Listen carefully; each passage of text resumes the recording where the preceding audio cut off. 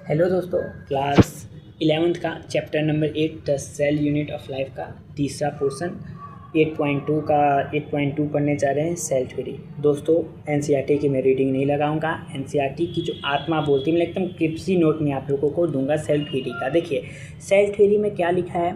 सबसे पहले दो साइंटिस्ट के बारे में लिखा है, एक जर्मन बॉटनिस्ट और एक ब्रिटिश जूलॉजिस्ट के बारे में। जर्मन बॉटनिस्ट कौन है? एक 1838 में मैथ्यूस स्लाइडेन करके एक थे, जिन्होंने किस पे डिस्कवरी किया, प्लांट के ऊपर बहुत ज़्यादा मतलब इन्होंने रिसर्च किया। और इन्होंने और उसी समय में एक और थियोडोर क्या लिखा है, थियोडोर स्वान 1839 में एक ब्रिटिश जूलॉजिस्ट है, जिन्होंने एनिमल के ऊपर खूब रिसर्च किया। और उन्होंने ही एक थिन आउटर लेयर के बारे में बताया, जिसको आज बोलते हैं प्लाज्मा मेम्ब्रेन। और इन्होंने यह भी बताया, मतलब इन्होंने अपने रिसर्च में ये कंक्लूड किया कि जो सेल वॉल होता है ना प्लांट का, यह यूनिक बनाता है प्लांट सेल से और एनिमल सेल से।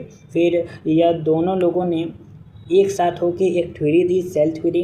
इस थ्योरी में इन्होंने एक्सप्लेन नहीं कर पाए थे कि सेल कहाँ से आता है, इसलिए रुडोल्फ विक्रो ने क्या किया, 1855 में पहली बार यह लिखा, ओमनिस सेलुला ई सेलुला, मतलब हर एक सेल डिराइव हुआ होता है अपने प्री एक्सटिंक्ट सेल से। तो आज की डेट में एनसीईआरटी में जो दो सेंटेंस लिखता है सेल थ्योरी के बारे में, ये दो चीज़ यह है कि all living organism are composed of cell and product of cell, मतलब हर एक लिविंग ऑर्गेनिज्म क्या है, बना हुआ है सेल से और प्रोडक्ट ऑफ सेल से।